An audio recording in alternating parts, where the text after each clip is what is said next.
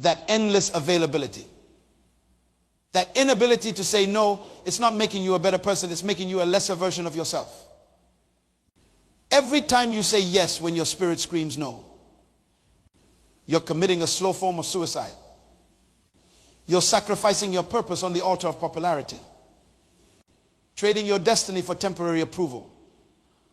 The graveyard is full of people who were too friendly to fight for their dreams, too nice to nurture their potential, too afraid of disapproval to disappoint anyone but themselves. You are losing something right now. Every minute you spend trying to make everyone happy, you lose a part of yourself. Your potential is bleeding away while you smile and nod and say yes to things that steal your time, your energy, and your purpose. I want to talk to you today about something that might sound strange at first. Stop being too friendly. No, I'm not telling you to be me. I'm not saying don't care about people. What I am saying is that many of you are killing your future by trying to please everyone around you. You are so busy being nice that you have no time left to be great. Let me tell you about something that happened to me years ago. I was sitting in my office late one night, working on a project that wasn't even mine. A colleague had asked for a little help, and somehow I ended up doing his entire presentation. My phone kept ringing, people wanting advice, wanting my time, wanting favors. And I said yes to all of them. My desk was covered with other people's priorities. My calendar was filled with meetings I didn't need to attend. My energy was spent on problems that weren't mine to solve. And there, buried under all those external demands, was a small notebook where I had written my own dreams, my own goals gathering dust, because I was too busy being friendly to work on what truly mattered. That night, I looked at my watch and realized it was 2 a.m. I had been at the office for 18 hours. I had missed dinner with my family. And for what? To be nice, to be liked, to avoid disappointing people who probably wouldn't have done the same for me. I realized then that I wasn't being friendly, I was being foolish. I was sacrificing my purpose on the altar of popularity. Many of you are doing the exact same thing right now. You're saying yes when you should say no. You're giving away your most valuable resource, your time, to people who don't value it. You're putting other people's priorities ahead of your purpose. Being too friendly isn't kindness, it's a form of self-sabotage.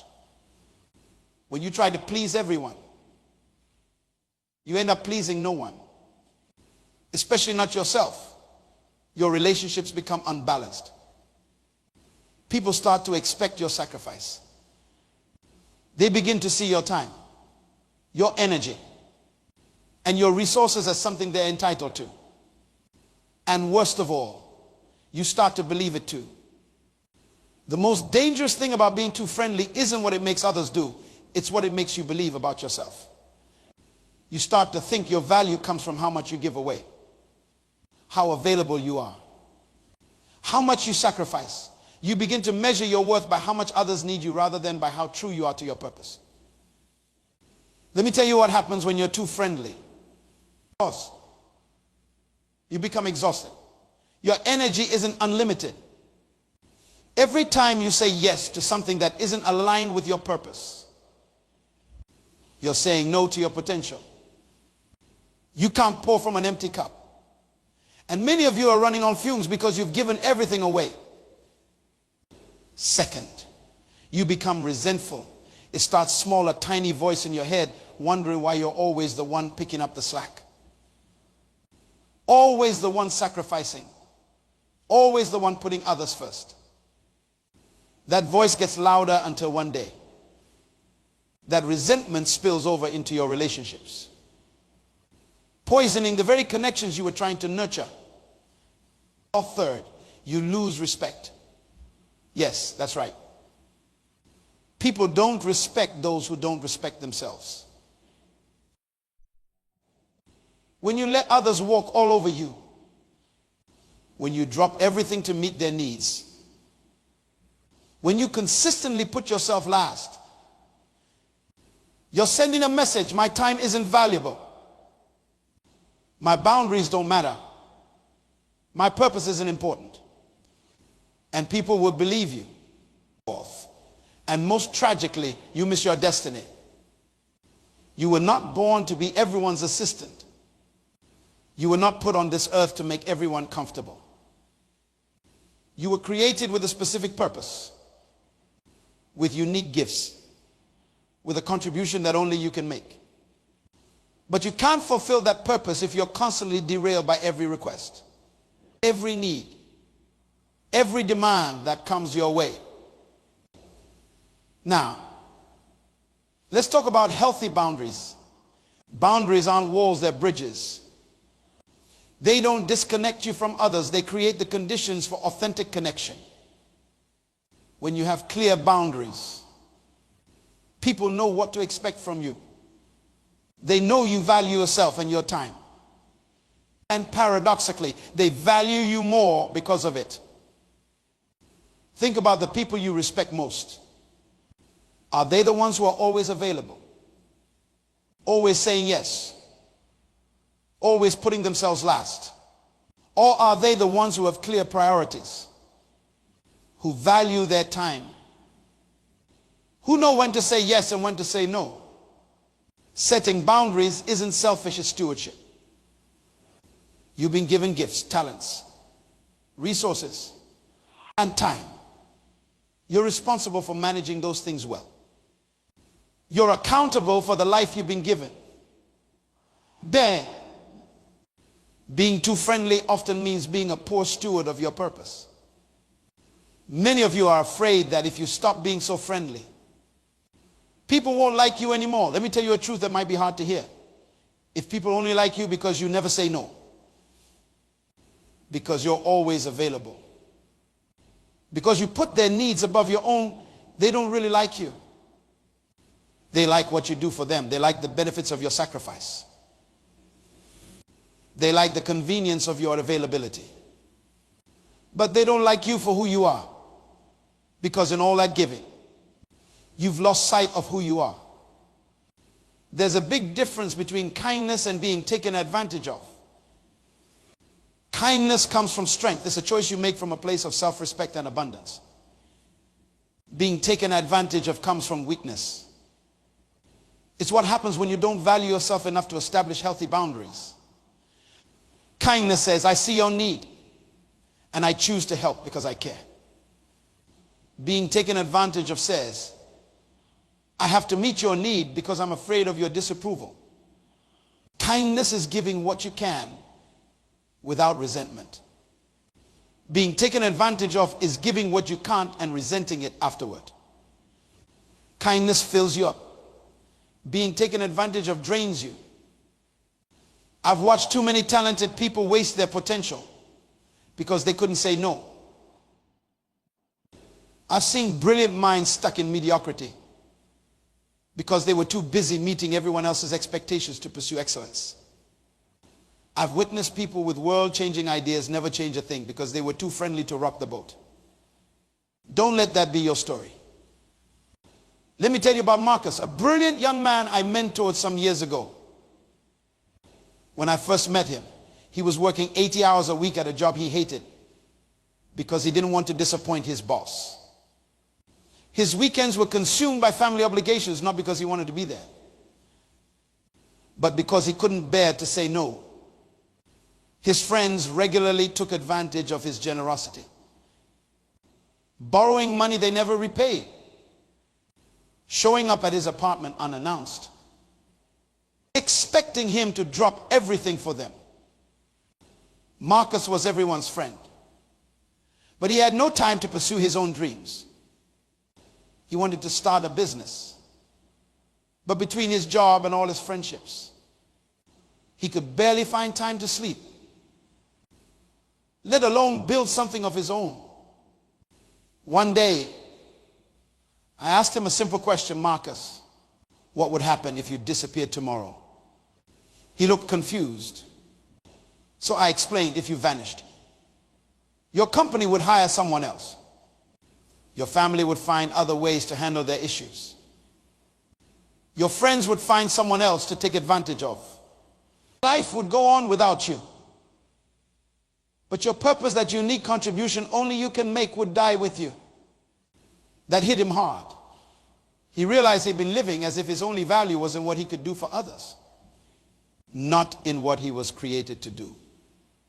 Over the next year, Marcus transformed his life. He set office hours and stuck to them. Despite his boss's initial resistance, he started saying no to family demands that weren't emergencies. He had honest conversations with his friends about their one-sided relationships. Some of those friendships ended, and that was painful but necessary. With his new boundaries, Marcus found time to work on his business idea. He started small, working evenings and weekends. As his business grew, he reduced his hours at his job.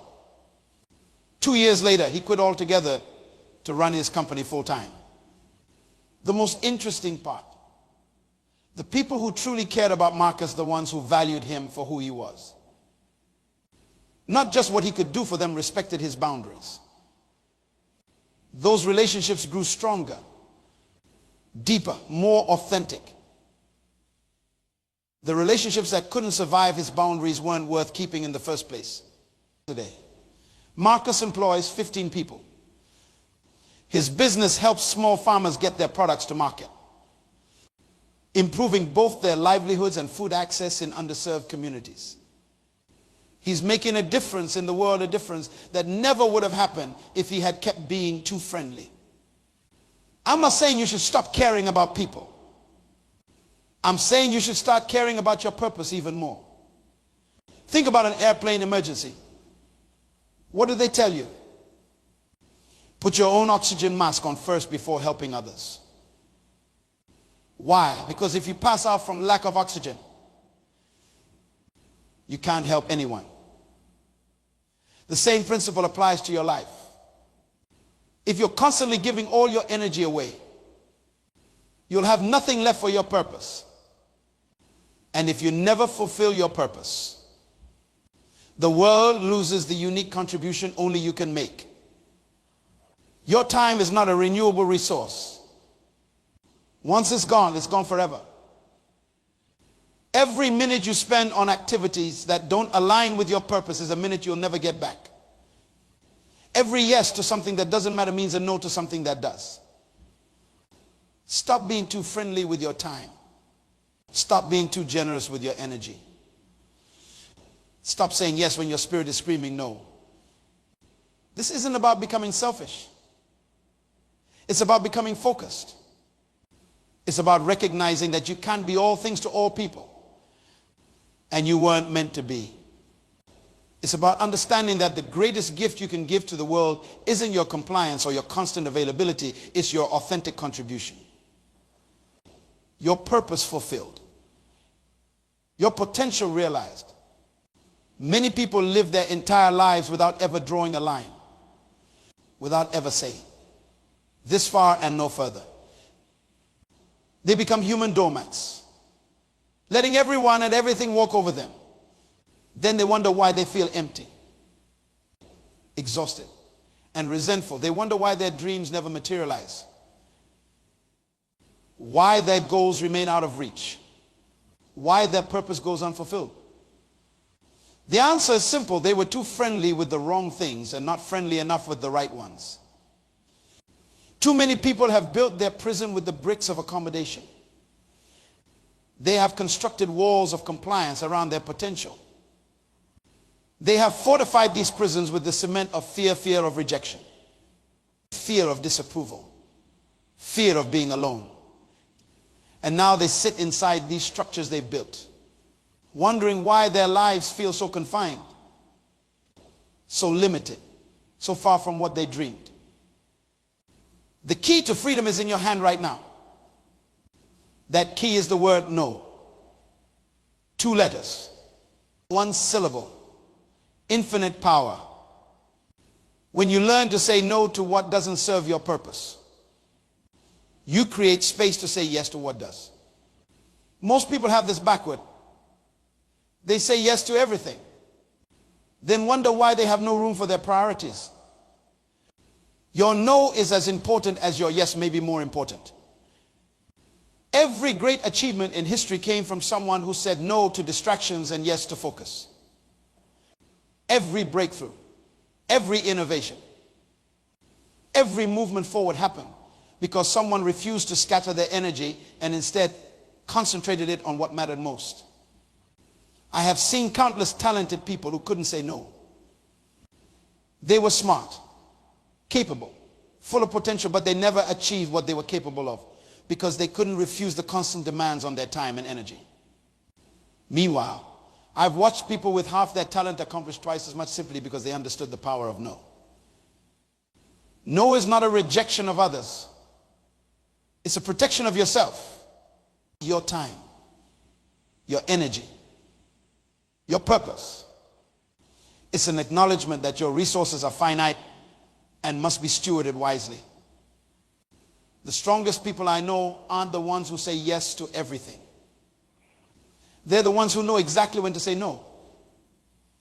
Their no comes from confidence, not fear. It comes from clarity, not confusion. It comes from understanding their worth, not questioning it. Many of you spend your days reacting to other people's urgencies, responding to every buzz of your phone, every notification, every request for just a minute of your time. Those minutes add up. Those interruptions compound. Soon, your life isn't yours anymore. It belongs to whoever makes the loudest demand. Stop giving away your power. Stop handing control of your life to others. Start saying no to what doesn't align with your purpose. And watch how quickly you start moving toward your goals. Now, let's talk about respect. Many people believe that being agreeable is available and accommodating earns them respect. This is one of the biggest lies in our culture today. Real respect doesn't come from making yourself small so others can feel big.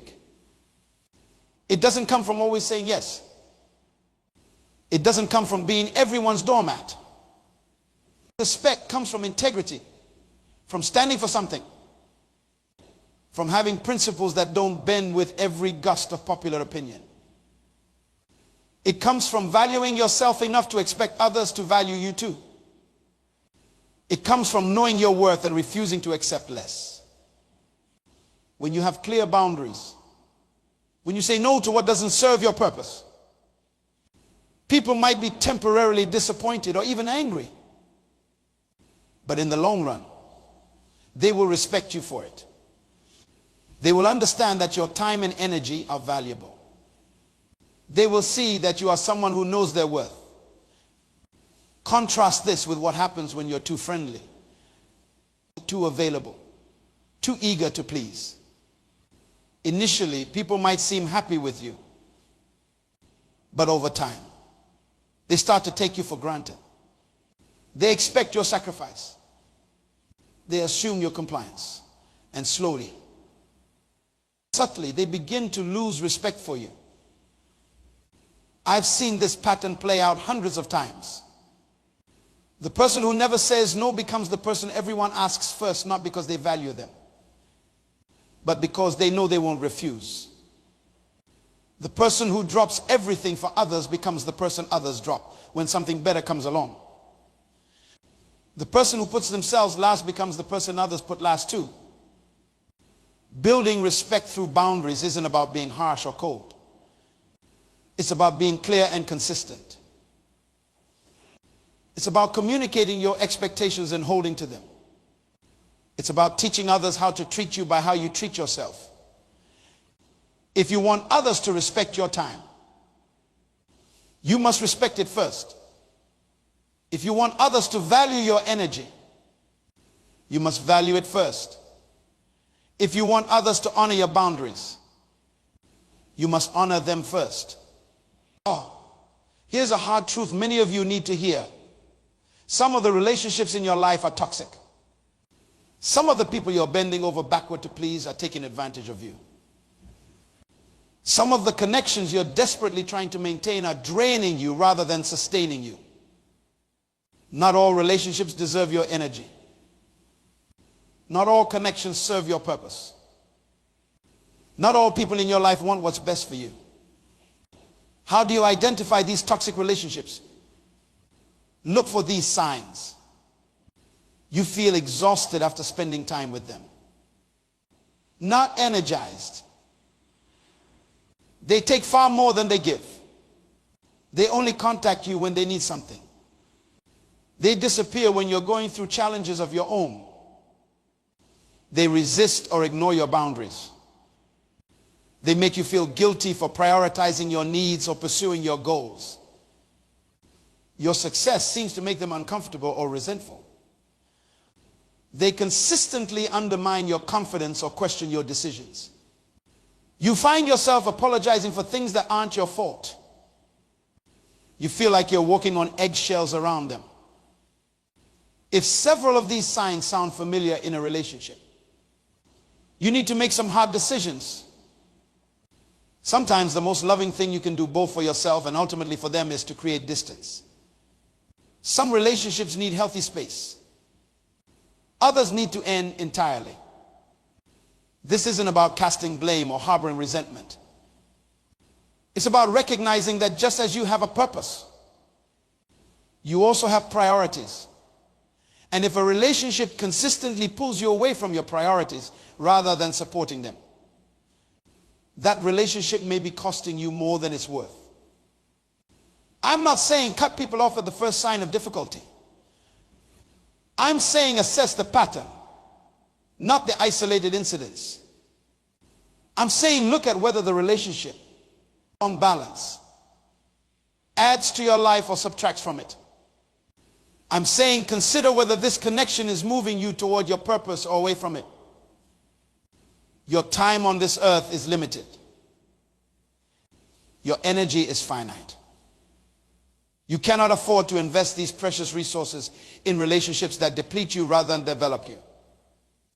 This brings me to a critical point. Your purpose and your priorities must align. Many people claim to know their purpose but set priorities that contradict it completely. They say they want to build a business, but prioritize watching TV over working on their business plan. They say they want to be healthy, but prioritize convenience over nutrition. They say they want deeper relationships, but prioritize social media over real conversations. Your priorities reveal your true purposes, not the ones you talk about, but the ones you actually live by. If you want to know what you're really committed to, look at how you spend your time, your energy, your money. Look at what you say yes to and what you say no to. Look at what gets your best and what gets your leftovers. If your current priorities don't align with your stated purpose, one of two things must change. Either your priorities or your purpose. Either start living what you claim to value, or be honest about what you actually value based on how you live. Being too friendly often leads to a total misalignment between purpose and priorities. You say your family is your priority, but you can't say no to your boss. So you miss your child's recital. You say your health is your priority, but you can't say no to social obligations. So you skip exercise and sleep. You say your business is your priority, but you can't say no to distractions. So your business stagnates. Stop this cycle. Align your priorities with your purpose by learning to say no to what doesn't move you forward. Let me give you some practical steps to stop being too friendly. First, get clear on your purpose. You cannot protect what you don't identify. Write down your personal mission statement. What were you created to do? What contribution are you meant to make? What problem are you here to solve? Unless you know your purpose, you won't know what deserves your yes and what deserves your no. Second, Audit your current commitments. Make a list of everything you said yes to, every obligation, every responsibility, every recurring activity. Next to each one, write whether it aligns with your purpose or not. Be brutally honest. You'll likely find that many of your current commitments are taking you nowhere near your goals. Third, create scripts for saying no. Many people struggle with no because they don't know how to say it gracefully. Prepare simple, clear, kind ways to decline requests. Practice them until they feel natural. Remember, you don't need to explain or justify your no. I'm not able to take that on right now as a complete sentence. So forth. Start small. Don't try to transform all your relationships overnight. Begin by setting boundaries in low-risk situations. Say no to the telemarketer. Decline the optional meeting.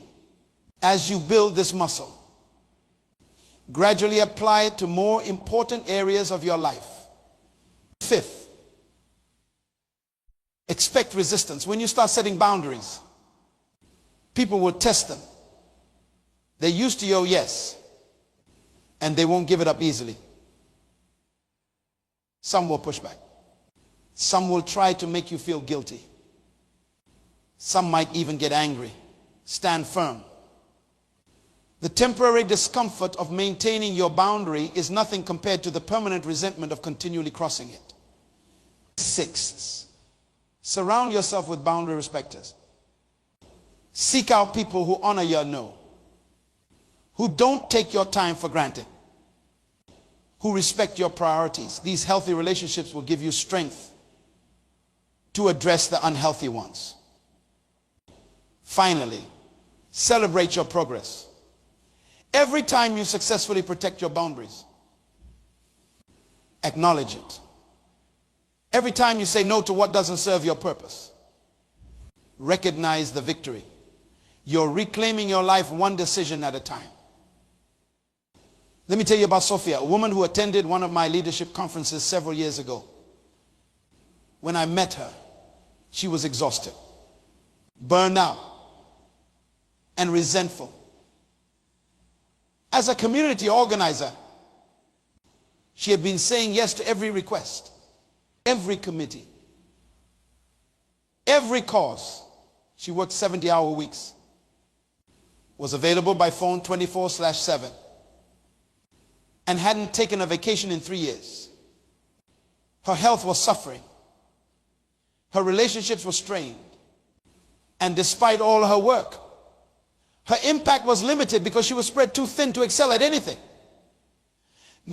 During our workshop on boundaries, something clicked for Sophia. She realized that by trying to help everyone, she was actually helping no one effectively, least of all herself.